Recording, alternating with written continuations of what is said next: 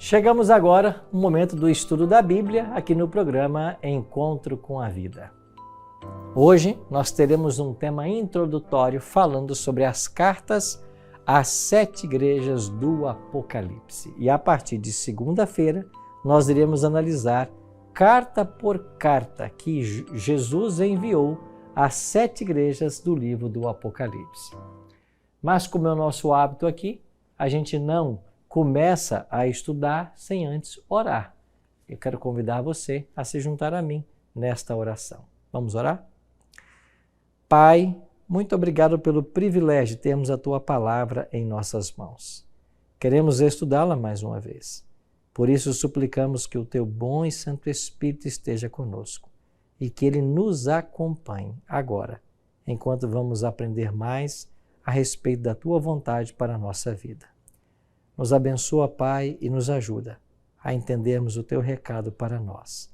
Oramos em nome de Jesus. Amém. Obrigado por ter orado comigo. Vamos então a esse tema introdutório das cartas às 7 igrejas. Interessante que as primeiras cartas que nós temos conhecimento foram escritas há cerca de 2.500 anos antes de Cristo. E elas foram escritas em papiro. O que é papiro? Bom, papiro, esse material é uma planta ribeirinha e eles pegavam esses papiros, colocavam ali em talhas, em fatias, elas eram passadas por um tipo de prensa e depois então se escrevia nesses papiros.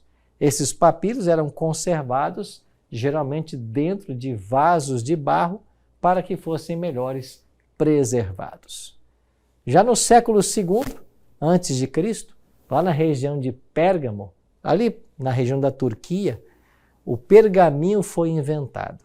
E esse pergaminho era um tipo de papel feito de peles de carneiros e bezerros. Era o couro do animal que passava por um processo de tratamento e depois se escrevia nesses pergaminhos. A palavra de Deus, a Bíblia, os manuscritos, foram escritos em papiros e em pergaminhos. Assim foram preservados até que eles fossem descobertos e nós tivéssemos hoje a palavra de Deus como temos em nossas mãos. Foi um milagre a preservação. Naqueles tempos bíblicos já começou um sistema de postais, de envio de cartas. E quando nós olhamos para o mapa hoje da Turquia, você tem ali então a rota das 7 igrejas escritas no Apocalipse. E era mais ou menos esta rota que era seguida quando as cartas eram enviadas. João escreve o Apocalipse a partir da ilha de Patmos. E é da cidade de Patmos que essas cartas irão sair, endereçadas à igreja ou à cidade de Éfeso, Esmirna, Pérgamo, Tiatira, Sardes, Filadélfia e Laodiceia. Nós iremos fazer uma viagem agora, a partir de hoje e nos próximos dias, por estas 7 cidades.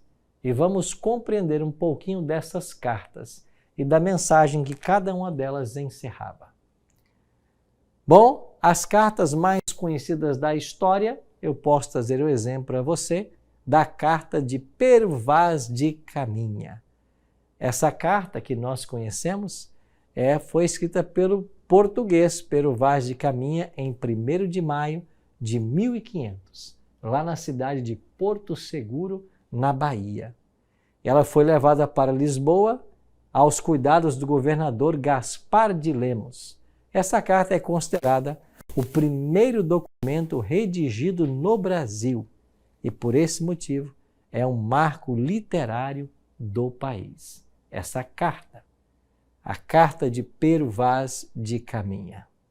Assim como as cartas do passado, as cartas do Apocalipse, escritas por João, que estava exilado na ilha de Patmos, têm um significado muito especial.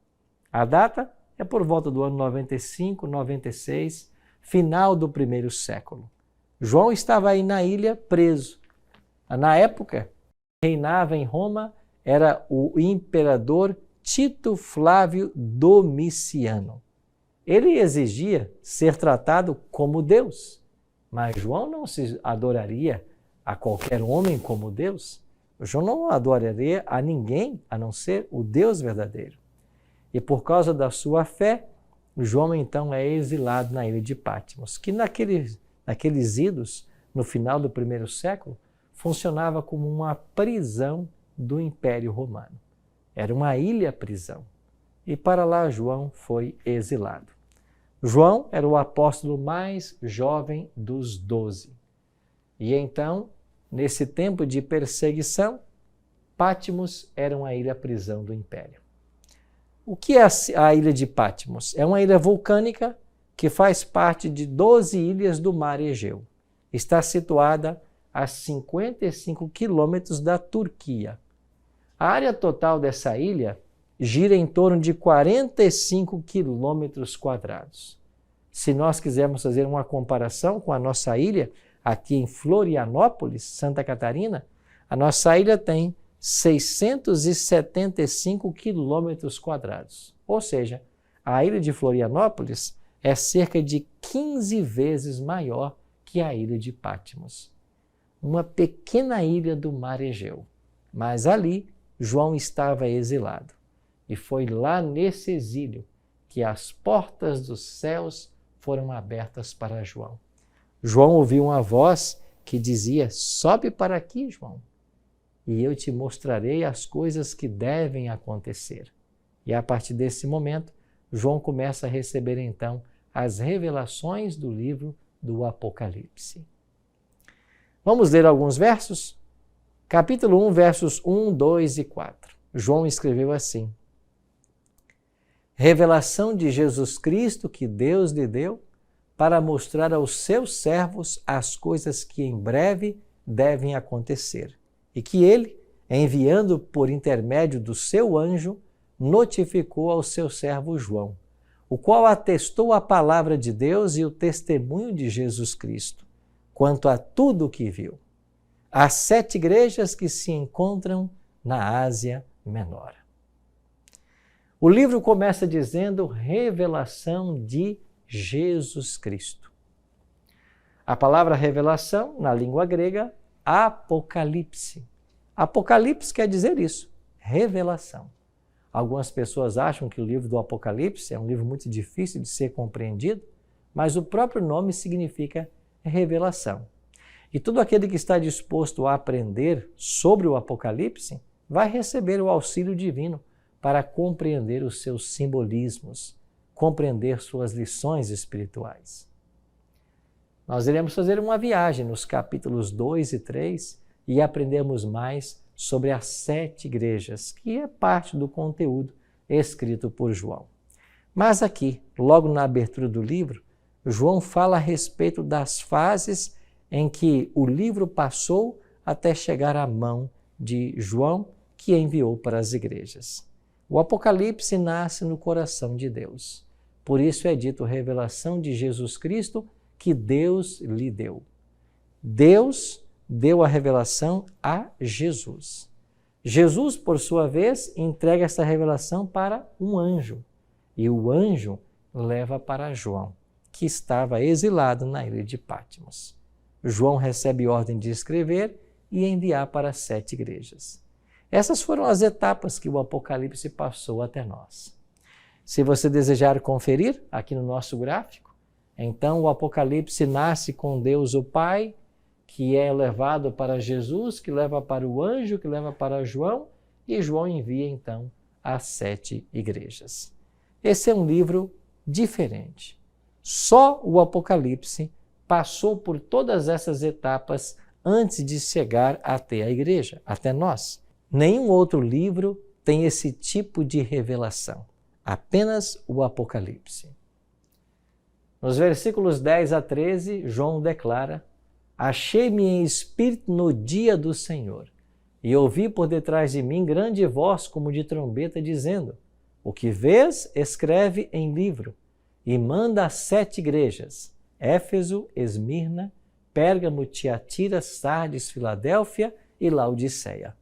Voltei-me para ver quem falava comigo, e voltado vi 7 candeeiros de ouro, e no meio dos candeeiros, um semelhante a filho de homem, com vestes talares e cingido à altura do peito, com uma cinta de ouro.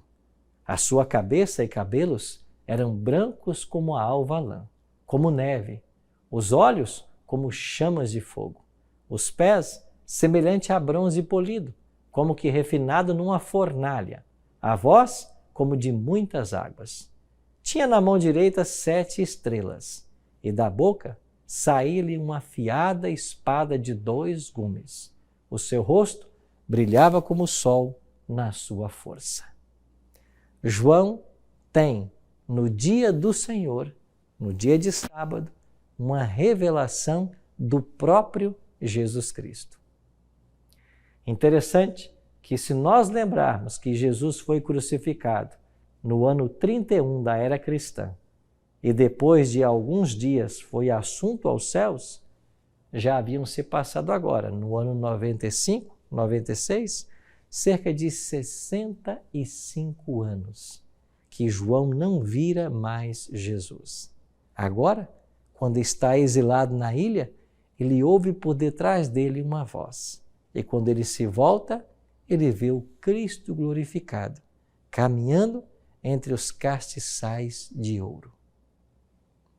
Esta visão deve ter impressionado grandemente a João.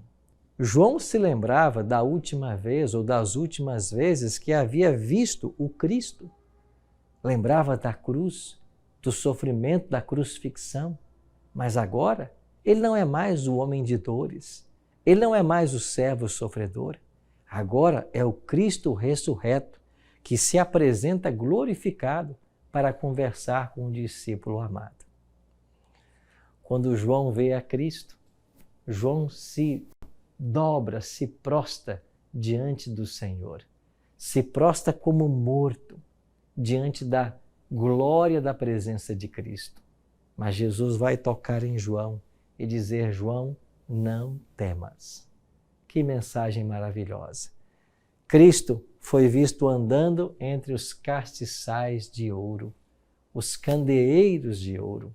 Em Apocalipse 1:20, nós aprendemos de que esses candeeiros ou castiçais, eles representam as igrejas. Quer dizer que Jesus é aquele que sempre caminha com a sua igreja. Ele nunca se afasta dela. E é declarado no versículo 1 do capítulo 2, estas coisas diz aquele que conserva na mão direita as 7 estrelas, que anda no meio dos 7 candeeiros de ouro.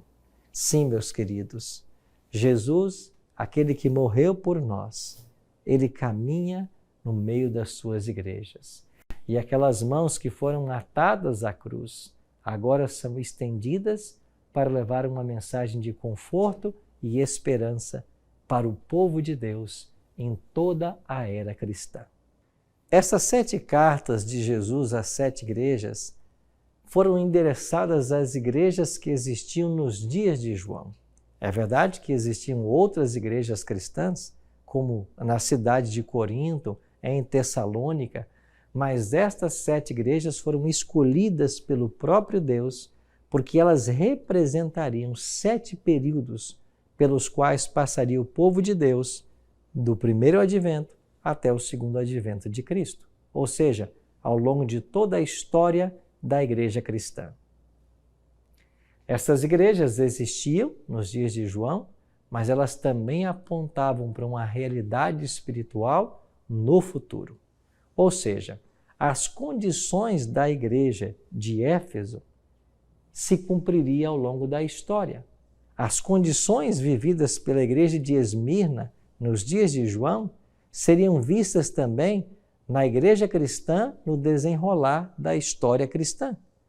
Então, as condições vivenciadas por essas 7 igrejas naquele momento, no final do primeiro século, apontavam para 7 etapas ou fases pelas quais passariam a igreja cristã até que Jesus até a volta de Cristo em glória e majestade. Então será a nossa missão estudarmos essas 7 igrejas. E enquanto estudarmos, nós iremos avançar cronologicamente no tempo, desde a morte de Cristo até a sua segunda vinda, em glória e majestade. É claro que você não pode perder esse estudo, por isso que a partir de segunda-feira nós iremos começar o primeiro estudo da igreja de Éfeso, e você é o meu convidado. Agora, nesse primeiro capítulo, nessa visão que João tem do Cristo glorificado, nós podemos extrair algumas lições especiais para a nossa vida. A primeira delas, Jesus caminha no meio da igreja. Isso significa que Jesus detém o controle da história. A história não ficou entregue aos homens. Na realidade, a história é o palco da atuação divina.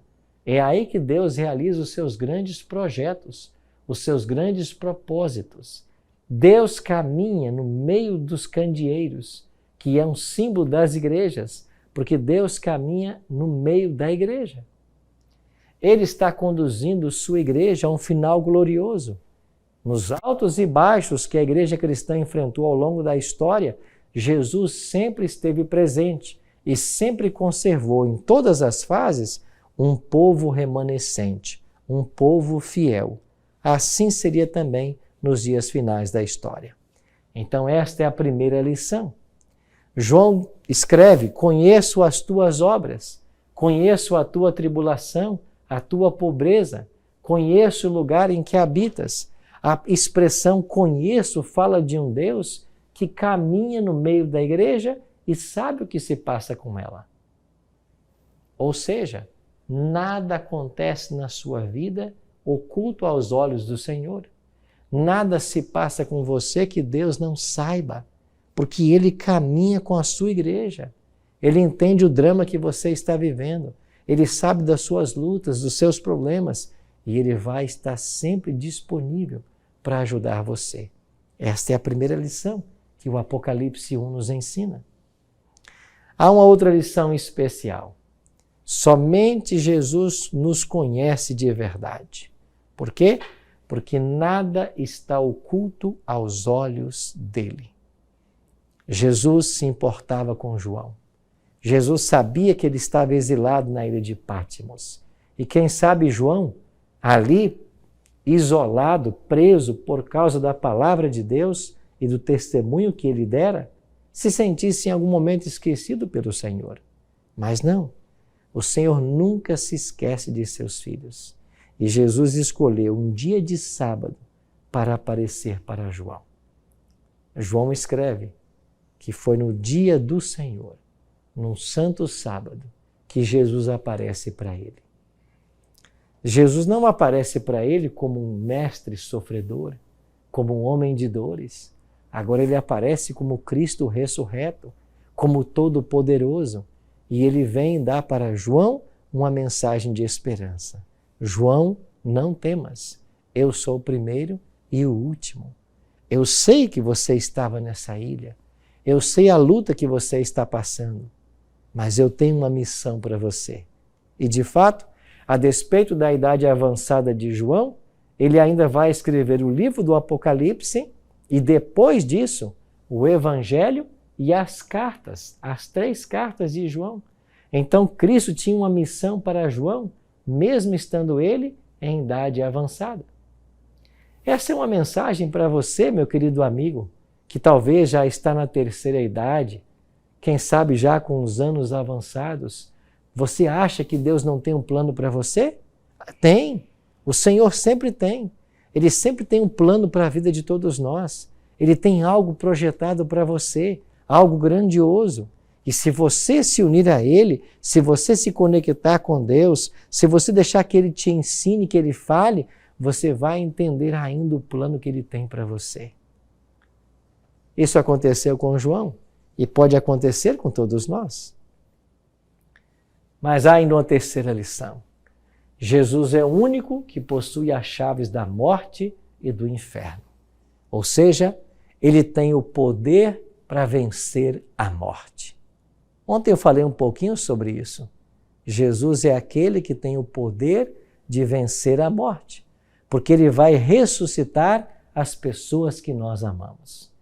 Isso foi confortador particularmente para João, que era um prisioneiro, que era um homem idoso.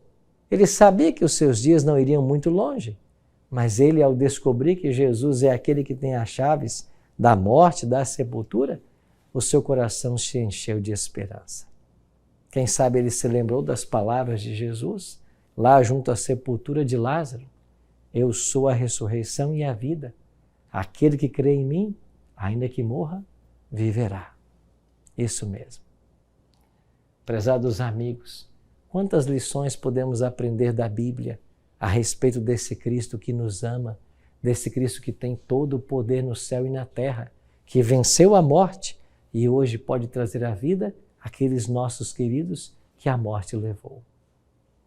João foi confortado com essa palavra e nós também seremos confortados. O capítulo 1, verso 17 e 18 diz da reação de João ao ver o Cristo glorificado. Porém ele pôs sobre mim a mão direita: não temas, eu sou o primeiro e o último, aquele que vive. Estive morto, mas eis que estou vivo pelos séculos dos séculos e tenho as chaves da morte e do inferno. Uma quarta lição que podemos aprender desse texto é que Jesus nos convida a ouvirmos a voz do Espírito Santo. Há sempre uma mensagem de Deus para você. E aqui, em cada carta, João escreve: quem tem ouvidos para ouvir, ouça o que o Espírito diz às igrejas. Depois que Jesus foi assunto aos céus, ele enviou outro Consolador, o Espírito Santo. Jesus disse que ele estaria para sempre conosco. E ao longo de toda a história da igreja, o Espírito sempre esteve presente. E em cada carta, João faz um apelo. Quem tem ouvidos para ouvir, ouça o que o Espírito diz às igrejas. A partir de segunda-feira, eu quero convidar você a nós pararmos para ouvir o Espírito. E através dessas 7 cartas, nós iremos compreender a situação do povo de Deus ao longo de toda a era cristã e a mensagem especial que Deus tem para os dias atuais, para o tempo presente. Você irá perceber que esse Cristo, que está vivo, que apareceu para João, tem uma mensagem também para você. Nós seremos representados em cada momento, em cada fase dessas 7 igrejas. E a despeito de não vivermos naquele período, nós aprenderemos com os cristãos daquele período. E nós iremos conhecer mais sobre a forma como Deus lida com o seu povo, como Ele trata o seu povo e como o povo de Deus foi preservado miraculosamente ao longo de toda a era cristã, mesmo enfrentando severas tribulações. A partir de segunda, nós faremos uma análise exegética e histórica.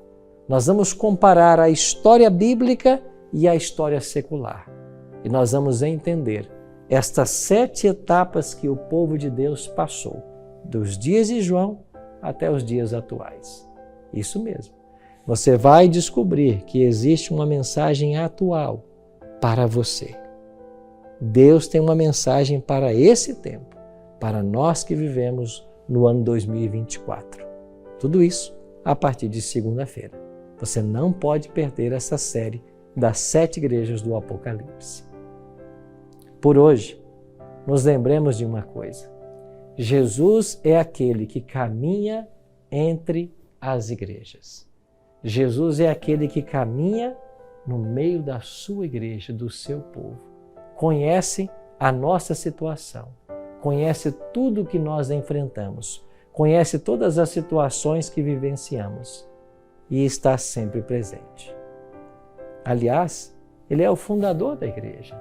Jesus mesmo declarou: sobre esta pedra, Ele mesmo edificaria a minha igreja e as portas do inferno não prevalecerão contra ela. A Bíblia ensina que Jesus é o fundamento da igreja cristã. Ele derramou, Ele verteu o seu próprio sangue para fundar esta igreja.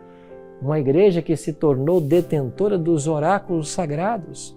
Uma igreja que deveria ser coluna e baluarte da verdade. Esta igreja foi preservada por Deus de forma miraculosa ao longo de quase 2000 anos. E é isso que nós iremos estudar a partir de segunda que vem. Por hoje, confia no Senhor. Ele entende a sua história, Ele sabe a tua vida, Ele sabe tudo sobre você. E assim como foi lá visitar João e não se esqueceu de João, Ele não se esqueceu de você. Prezado amigo, Jesus nunca se esqueceu de você. Em todos os momentos da sua vida, Ele vai estar sempre presente. Nada acontece na sua vida que Deus não saiba. Os olhos do Senhor estão atentos aos seus filhos. Hoje, descansa na graça e na bênção do Senhor, na confiança de que Ele vai cuidar de você em todos os momentos. Ora comigo.